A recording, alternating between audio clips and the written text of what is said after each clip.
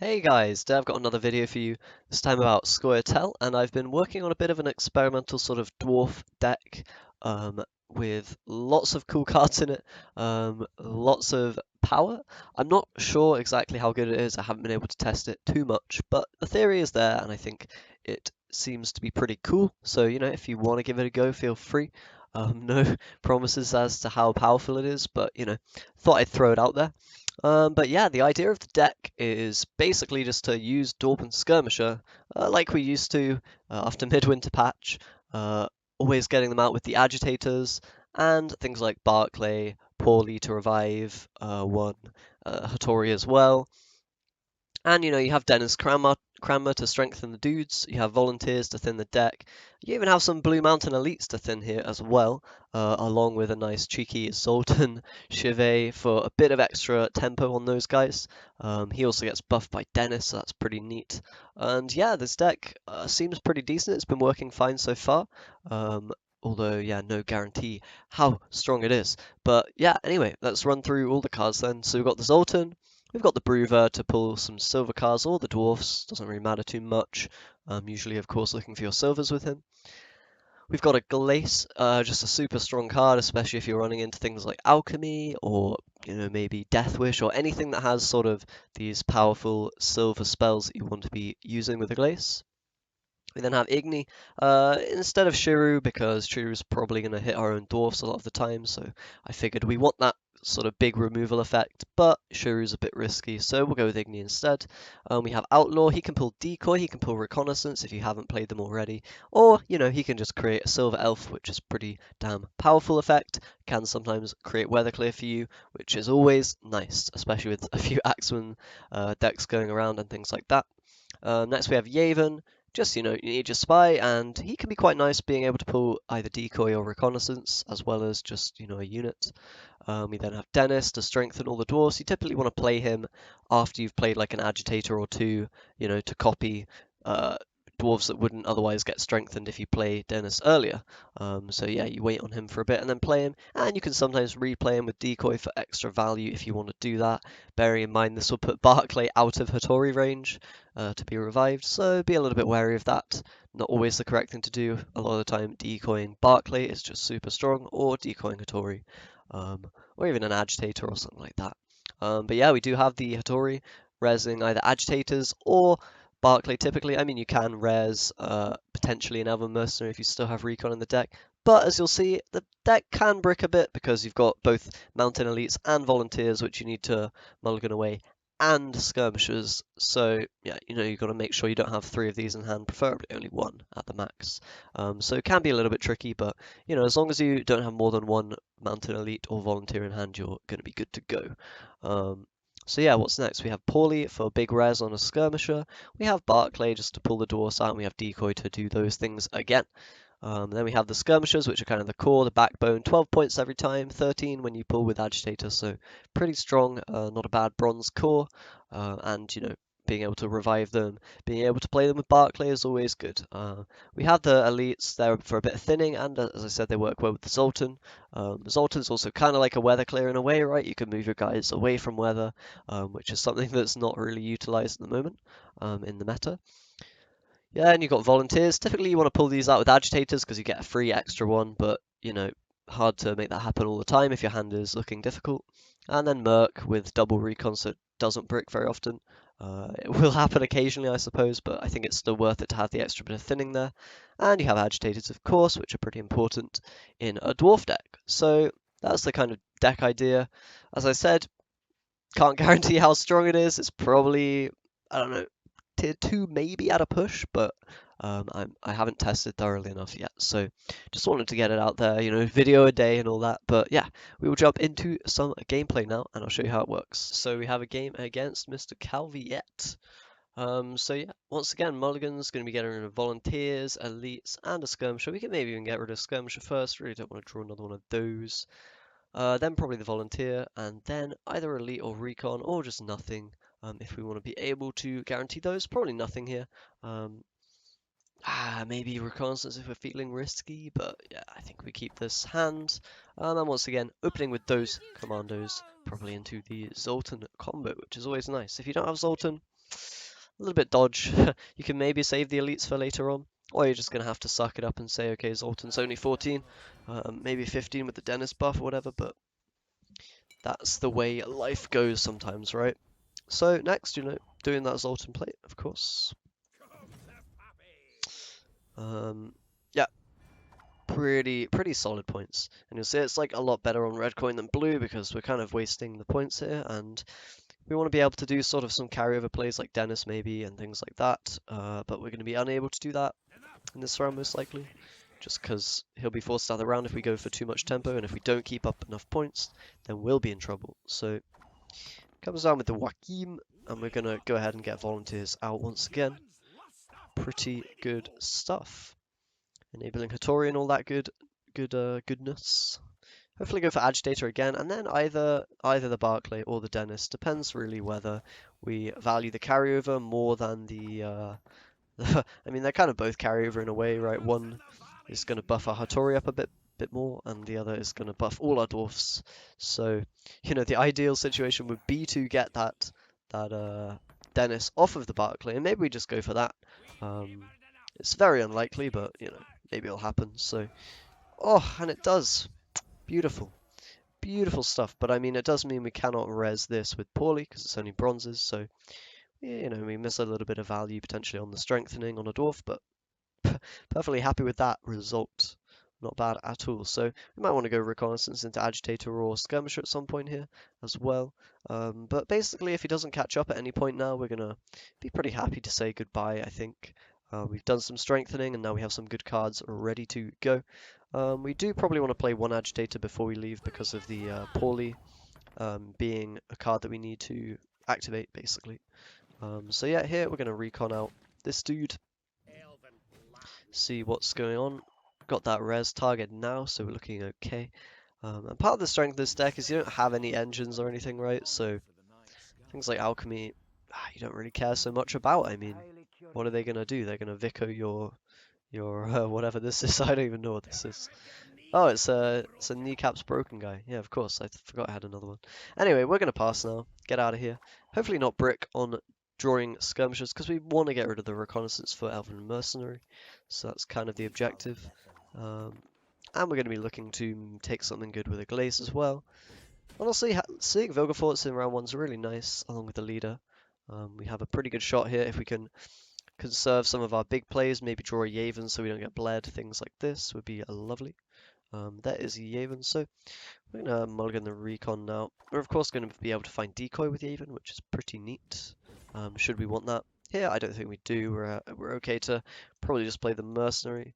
So the question is, I think in deck we have exactly one skirmisher left and one agitator left as our bronzes. So I think we're actually safe to play this and then into Merc, into recon, and it will take it. And the question is, do we want Igni or not?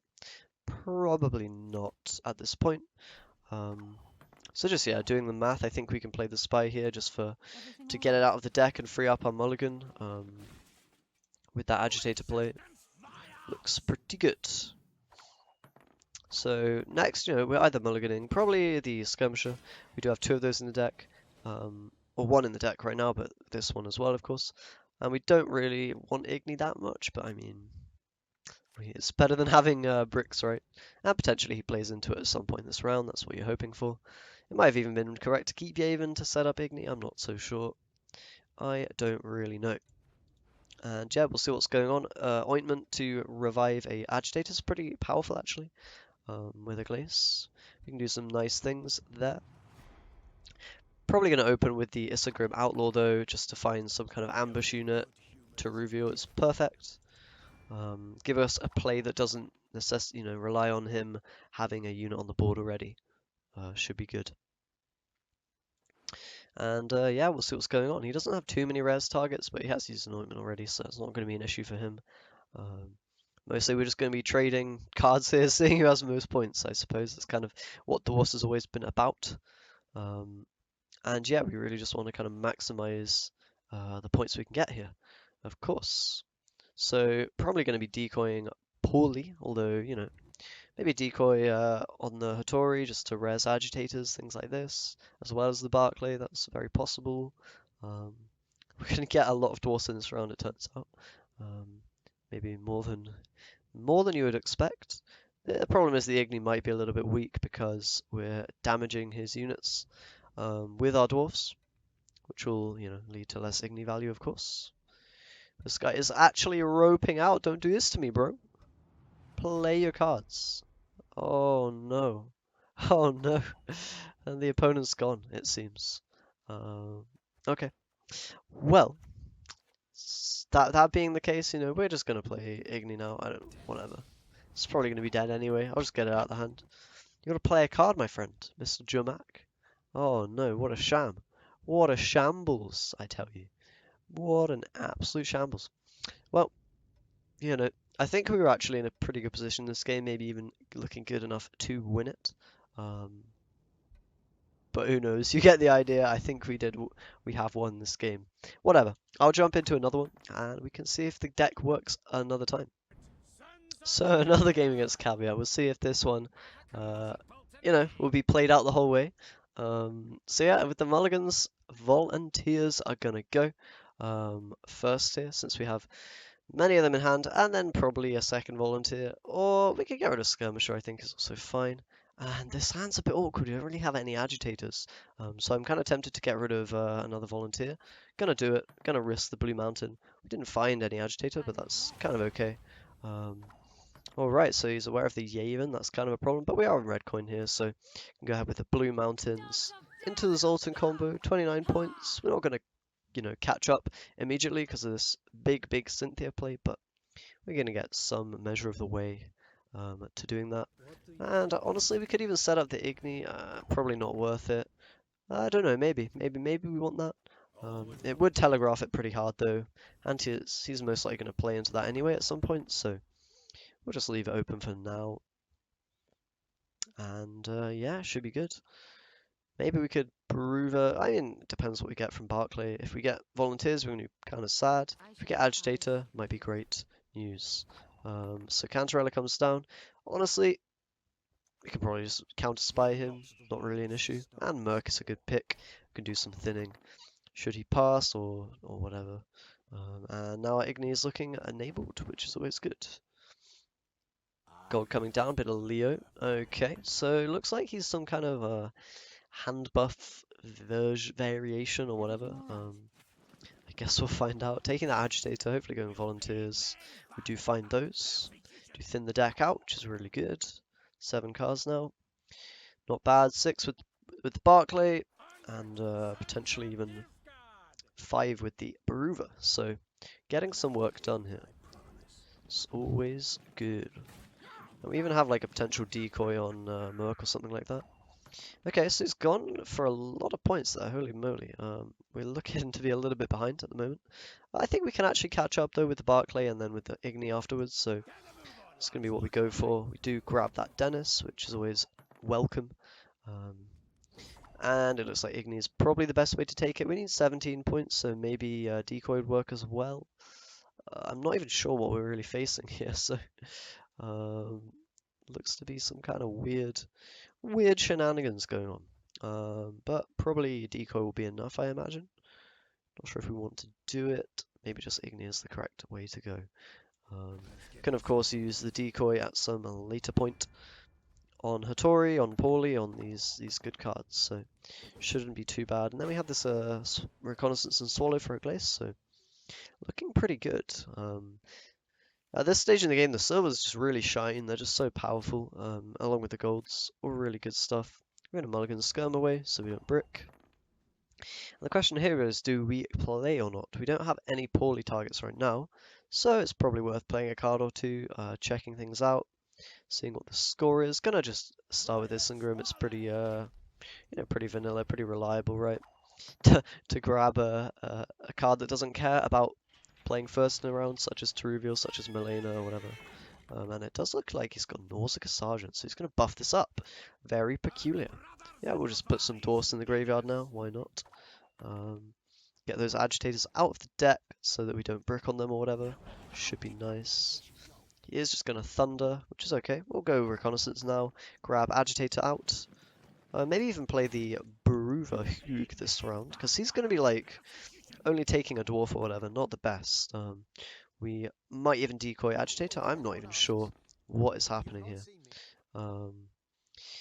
And Thunder or Swallow is most likely the take. But yeah, Brewer here seems reasonable just to get another dwarf out. This one's going to be, of course, the bigger dwarf that we can res with the Paulie. And then we have 2 left, so if we wanted, we could Hattori and decoy Barclay this round to thin it all the way down. Of course, we don't want to do that, so it's probably better just to decoy and agitator this round. Get that value there. It looks like he's really putting the carryover into this one card. I'm not sure how that's going to work. Maybe he wants to... I really don't know. I don't know what's going on. But I'm happy to keep playing here. Just grab some points. Probably just Swallow because it's the most we can get. Buff that a Glaze up, and then yeah, we'll see if we want to play these cards because these are kind of our big finisher power cards. It looks like he doesn't really have that many points, so we would like to get the Nilfgaardian Knight from him if possible. So you know what, I'm just gonna go all in here, grab that big play. And this does increase the strength of our Paulie next round, should we want to save that. You know, if he has something like Letho Regis. And he hasn't realized this doesn't actually work with that going on. So that's pretty funny. I guess we just get the 2-0 on him. But yeah, just kind of showcasing the strength potential that this deck does have. We're beating random hand buff decks. So that's always good, I guess. But yeah, 2 wins, we'll take it, whatever. Dwarfs seem okay. Not really sure how strong they are, but definitely give it a go if you're feeling dwarfs. You can swap some cards around. I haven't really, you know, tested too much different things, so by all means feel free to change and adapt and improve. And anyway, I will see you next time, guys. So thank you very much for watching, and goodbye.